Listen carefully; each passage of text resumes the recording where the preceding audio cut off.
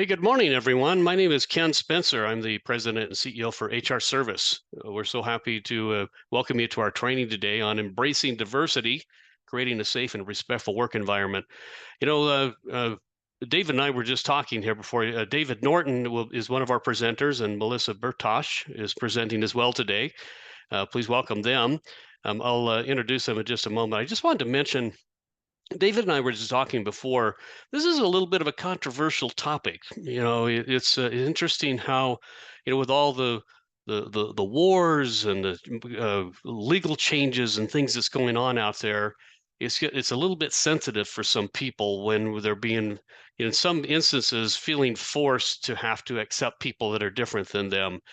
And I'm not sure why we had a number of people respond negatively to the invitation, even, which was interesting. I just wanted to emphasize that our take on this is we want to help you embrace and be safe with all the laws and changes. So we want to keep you informed of those things, and we want to help you create a great place to work, a positive, productive environment where people can be engaged and happy working together, regardless of differences in age, religion, color of skin, national origin, and that whole list.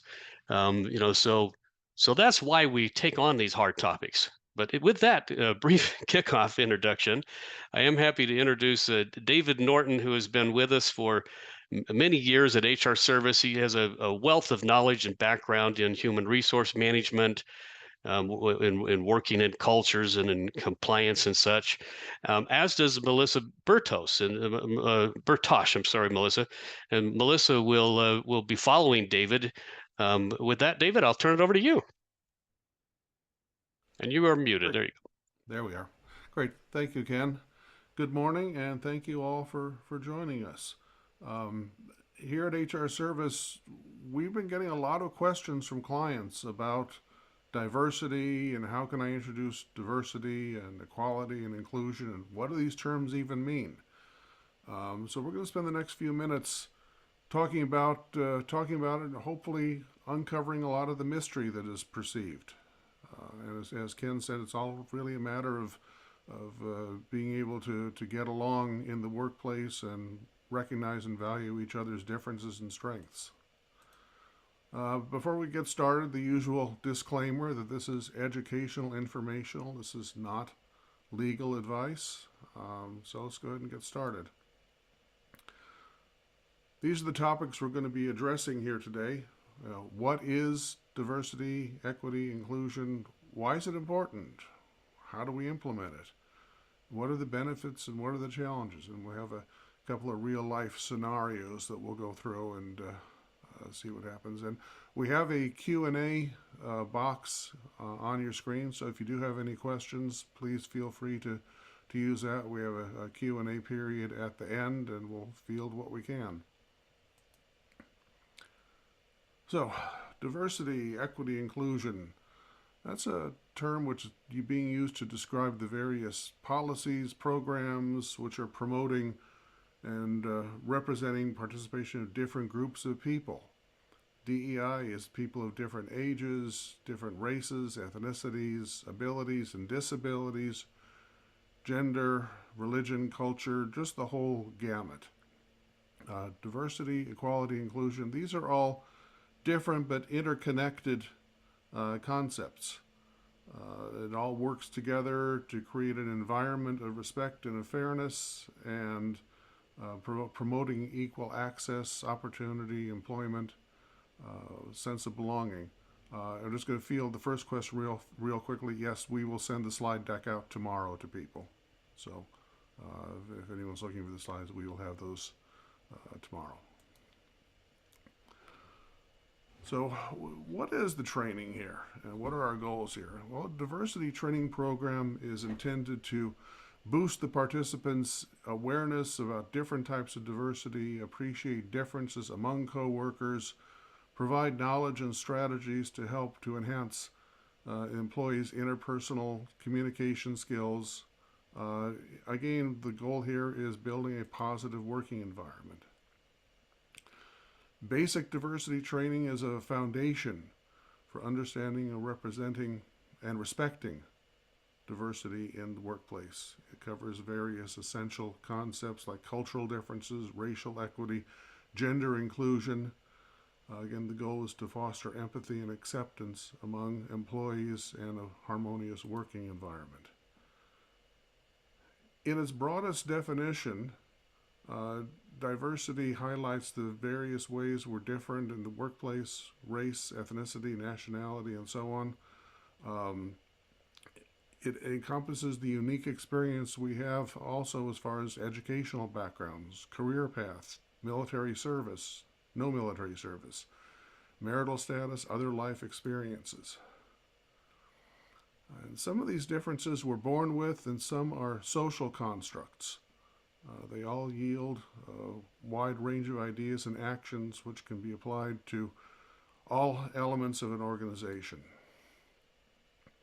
Specifically, diversity. Again, we need to realize diversity is a social construct. The distinctions don't really exist in and of themselves.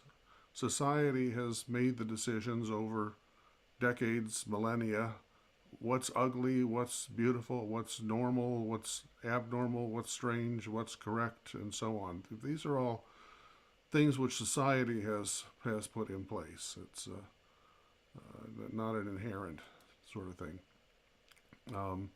There's all kinds of differences, as I've mentioned: race, gender, religion, learning style, and so on. All of this is interconnected. Diversity is the quality of the varied set of things and of people making up the whole. The importance of diversity is intrinsic to our daily lives. We all deal with it continuously at work, at the store, going to the movie theater, going out to dinner, going on vacation.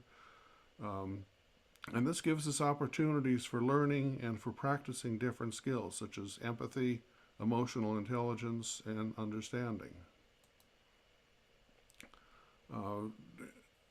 This all helps us to understand that, again, it's society which has established various standards, and therefore society has the ability to change things as they've been being done.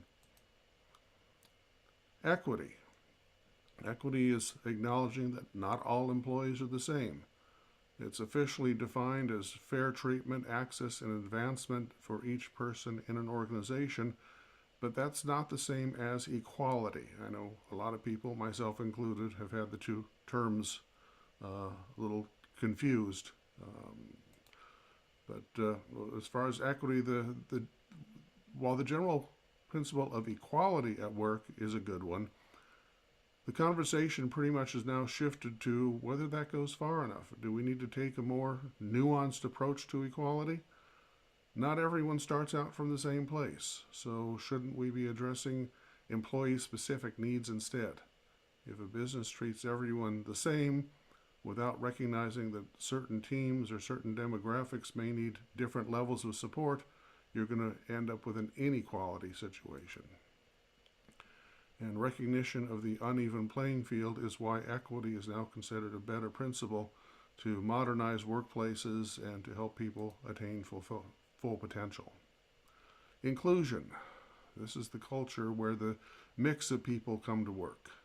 They feel comfortable, they feel confident to be themselves and to work in a way that suits them and meets the business and service needs. Inclusion ensures that everyone feels valued and, more importantly, adds value. Inclusion basically puts diversity in action. We're combining diverse individuals, resources, backgrounds in a way that's advantageous to all levels of the organization. One example of how diversity would play out in the workplace could be seen in the composition of a work group for a project. Inclusion could be seen as making sure you involve members of every department, every relevant department, in providing feedback on the organization's new plans.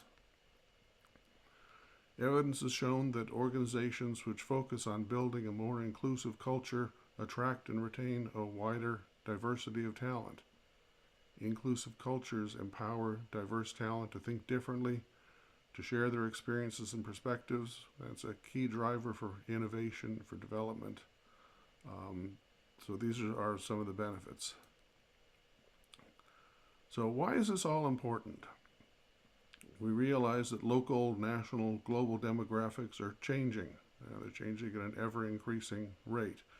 We're working in an increasingly globalized economy, multicultural workforce, and in order to remain relevant, diversity and inclusion have to be seen as business priorities.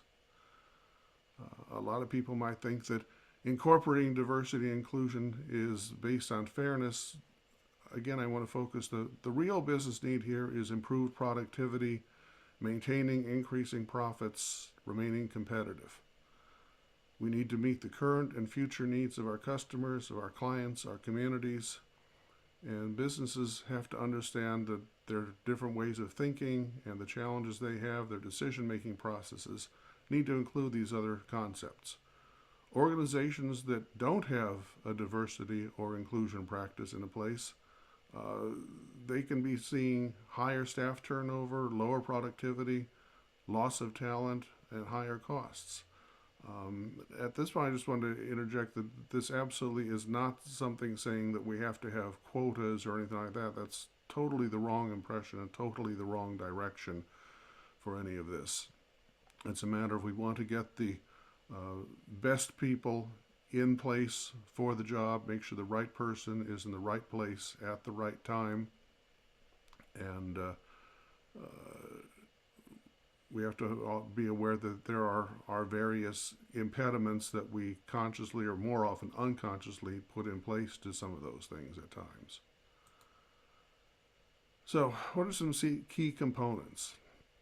Education, obviously. Provide the information, communicate it, make sure that you have good communication skills in place, promote open dialogue. Doing a little commercial for a different training that we offer here at HR Service. We have a series of communication skills videos that we'd be happy to share if that's of interest to you. Building empathy.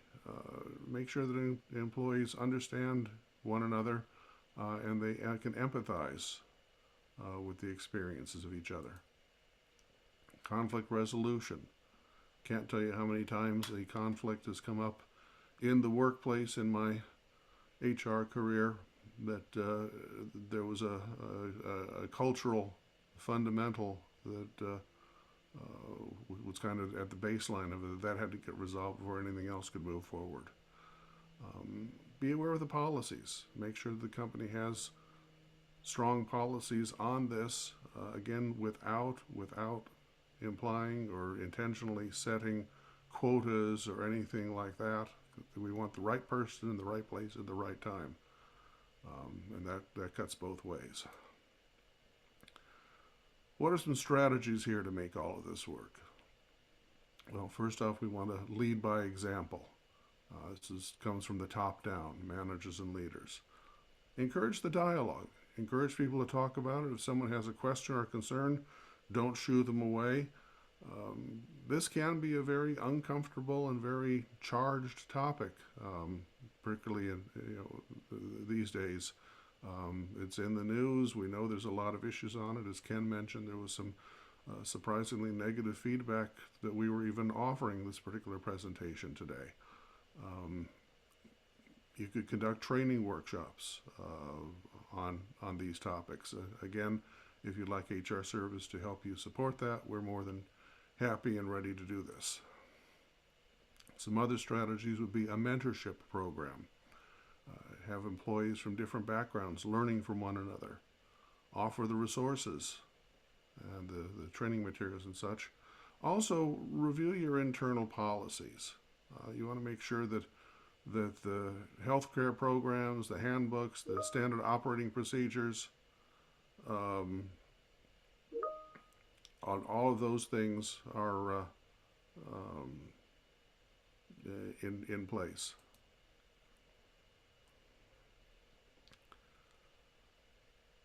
A diversity and an inclusion program really needs to suit the organization in question. The goal is to begin where you are, and then you want to make a concentrated effort to integrate the principles of diversity, equity, inclusion throughout the organization. A self-assessment's a really good way of doing this. Determine what diversity, equity, inclusion means to your organization. Develop an organization-wide program and statement. Lead by example. Again, realize that there will be uncomfortable conversations. It's not a matter of there may be, there will be. Um, be willing and ready to embrace this.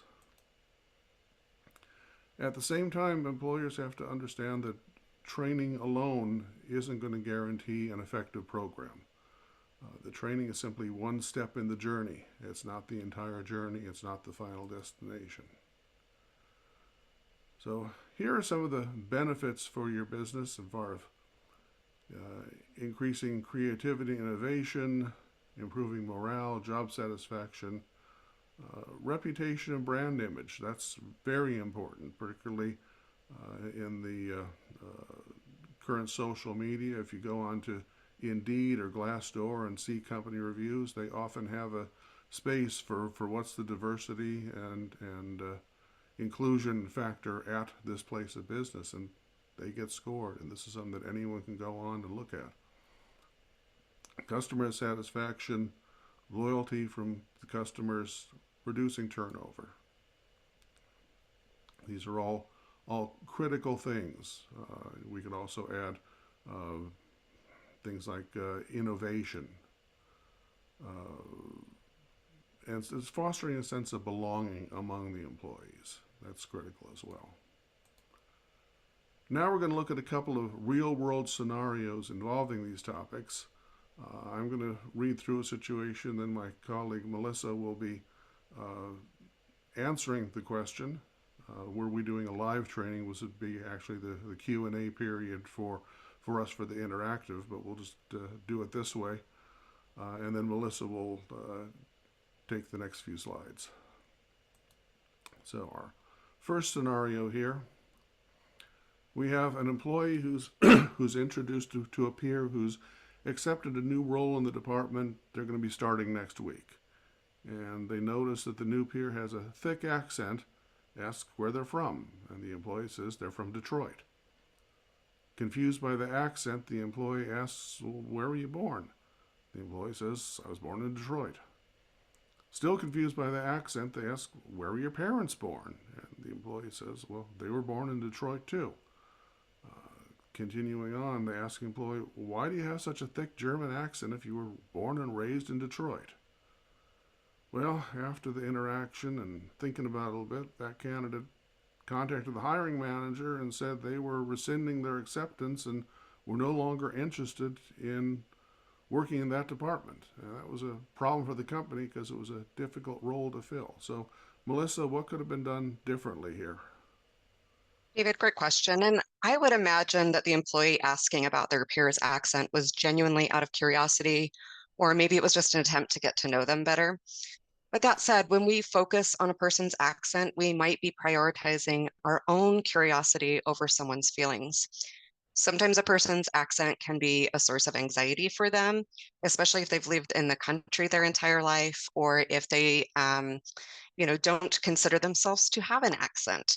For example, I know a gentleman who had a slight speech impediment, and he sounded like he might be from another area. He had spent years to overcome this, and he had made so much improvement, but people would still say things like, you have an interesting accent, where are you from? Which would leave him feeling like he had to disclose his speech pathology, and sometimes it left him feeling embarrassed or singled out. No, don't get me wrong, I get why we focus on something that we find unique about a person, and sometimes it's difficult to figure out the best way to get to know a new person in the workplace. So this is where I would recommend not focusing on a single item such as their accent. When you're getting to know someone, it's natural to be curious, but in a case like this, let the origin of their accent come out naturally through the course of conversation as you start to build a relationship with them over time. I'd also say, think about the questions that you're asking and if they are focused more on your curiosity or inclusiveness. A better approach for the employee might be to start off learning something job related since they don't have that personal relationship yet. So a question about, hey, what led you to get into this career field is a great starting point. But I also recognize that knowing whether or not a person is comfortable about sharing personal information can be really difficult. Some people feel caught off guard if you ask them, hey, what do you like to do in your free time?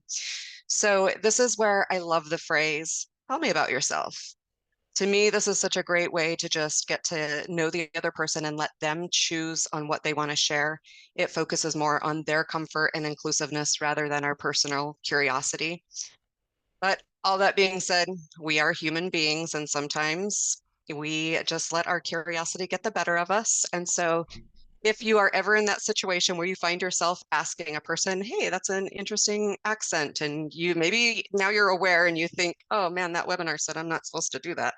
I don't think you necessarily have to backpedal or anything like that. Just simply ask the question. And if the employee responds in the way that the person did in our scenario, don't push it. Don't continue to belabor the point and try to figure out where they're from. Move on to the next topic and don't focus on that one aspect of who they are. Okay, great. Thanks, Melissa. Okay, we Yeah. have a second scenario here, and this is a different one. So, employee sends a message in the company group chat announcing they've completed their gender transition and they'd like to now be called by their new legal name of Jenny. The CEO responds to the employee, thanks them for sharing their journey with the team, encourage Jenny to update their pronouns in the company directory, to work with HR on any legal requirements, to update the name in all the company systems. The CEO ends the message by asking the team to welcome their team member Jenny and update their contact list to reflect this new change.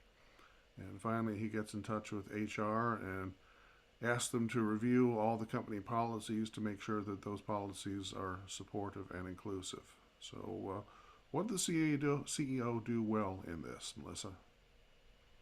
Well, David, this scenario is one of my favorites because it's based on a real life example that I experienced with a CEO, and I felt like he handled the situation very well. In this scenario, the CEO led by example by publicly showing his support of the individual, which helped increase that inclusivity and celebrates diversity. But not only did he publicly support the employee and asked others to do the same, he made sure that they knew how to get their name updated, their pronouns, and that all systems and policies were supportive of this inclusive work environment that he was trying to create. What I found was really interesting about this case was that when I applauded the CEO for the way that he handled the situation, he admitted that on a personal note, he didn't fully understand the transition and that there were times where his religious views left him feeling conflicted.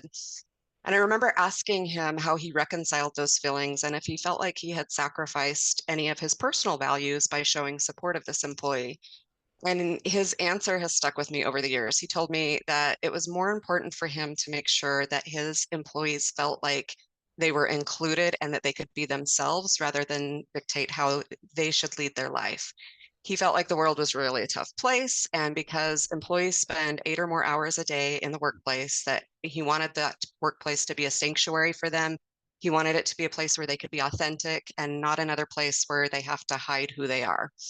And as you can imagine, this prompted questions from employees. People had opinions, and he had an open door policy to talk a little bit about why that was important to him. Employees were definitely incredibly loyal to the company and the leaders, and it just bred this closeness that was very special. I haven't seen in many workplaces and helped promote innovation in the workplace because people felt comfortable talking to each other and sharing their ideas. Okay, great, thanks. You could speak a little bit about the challenges that we deal with here. Yeah, absolutely. I mean, just in the short dialogue that we've had about the scenarios here, we can see that there are challenges when you're trying to form a diverse, equitable, and inclusive environment. So some of those challenges, things like resistance to change, cultural differences, legal prohibitions, and lack of resources can be challenging for a company. So when it comes to resistance, in my mind, just simply addressing concerns, validating, educating, and communicating regularly can just have a huge impact on the environment. It's also important to lead by example, as we saw in the scenarios that we discussed today. From a cultural perspective, there's a ton of resources available out there on how to create a culturally sensitive work environment. It's important to remember that there are things that are perfectly acceptable in one culture that can be completely offensive in another culture. So it's important to adapt our communications, our training materials, and to make sure that we're accommodating a diverse audience. What makes this feel really daunting for many employers that we work with is that there are certain states out there that have passed laws that have prohibited DEI programs. And I think, we all do a good job of telling our clients that a DEI program will not magically make their workplace more diverse, equitable, or inclusive. Programs are only as good as the people who carry them out. So whether there's a program in place or not, the idea behind these initiatives are to make sure that people are being treated fairly, to make sure that they're celebrated for their accomplishments, their unique background, and the perspective that they bring to the workplace. So as you create that company culture, it fosters the inclusiveness amongst all of the employees. Now, you don't have to utilize a ton of financial resources to create a program such as this. And I'm not implying that you don't need to invest in a program or to budget for those initiatives. But what I'm getting at is that it all starts by taking the first step in learning about what it means to create a diverse, equitable workforce that is also inclusive, talking to employees about their needs, and then again, just leading by example can definitely help and make sure that people feel like they work in an environment that supports DEI initiatives. So let's go to the next slide. As we wrap up, I just want to touch on the three main points that really stand out to me. DEI programs, no matter how big or small, they're crucial to fostering that tolerance and acceptance in the workplace. So when we embrace diversity, we create this welcoming, inclusive environment where we can all thrive. I want to applaud each of you who have attended here today just to learn more about ways that you can do this. And I encourage each of you to commit to continuing your education so that you can support an equitable and enjoyable workplace. Okay, Ken, do we have any questions that come in other than the couple ones about the slide deck? Yeah, so no real questions coming through right now. I would like to, if it's okay, I'd like to add a, a, a request or a question for everyone here today is I'd like you to think back to a time when you felt embarrassed, humiliated, afraid, maybe really stressed or high anxiety. For some of you, that may have been just last week. Others, it might have been when you were in maybe elementary school or something like that. The reason I say this is what it's like for somebody who doesn't feel like they're part of something. When they show up every day and they feel like they're the outsed person, or they feel like they're being treated differently because of their age, religion, color of skin, or their sexual orientation, or gender identity, whatever it may be, they feel that coming into these environments.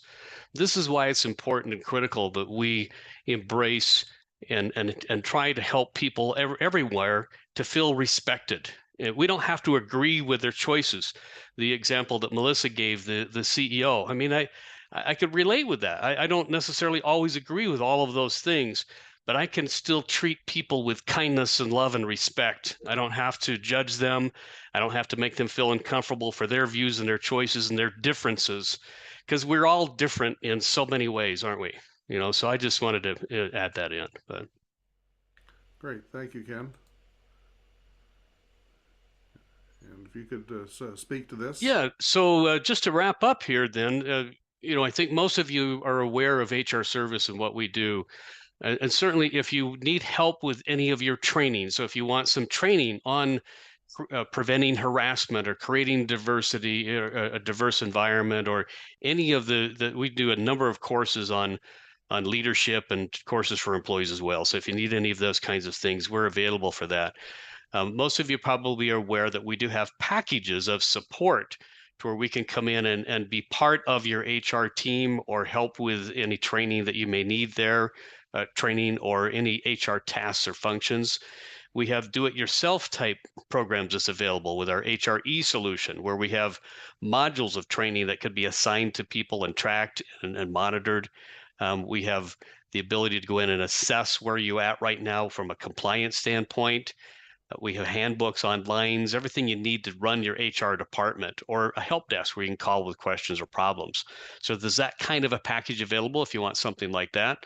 And then, of course, we can help with any projects, whether that's a handbook, compensation plan design, if you need us to come in and do an audit, help with recruiting, or do a training class for you. So all of those things are available. And then, of course, our benefit compliance. So if you need help in any of your RISA compliance areas with your summary plan descriptions, notices, premium only plan documents, ACA reporting, 5500 reporting, we help with all of those things. David, do you have a contact number there that people can go to? Great. So if we can help you with any of these things, please give us a call, 833-685-8400. You can go to extension 1 or 2, or you can email us at solutions@hrserviceinc.com. We will be sending around some a follow-up note with a copy of recording of this training today, as well as copies of the slides. But again, thank you everyone for participating. Thank you, David, and thank you, Melissa, for your great presentation today. Very good. Thank you. Thank you much. Thank you all for attending. Thanks, everyone.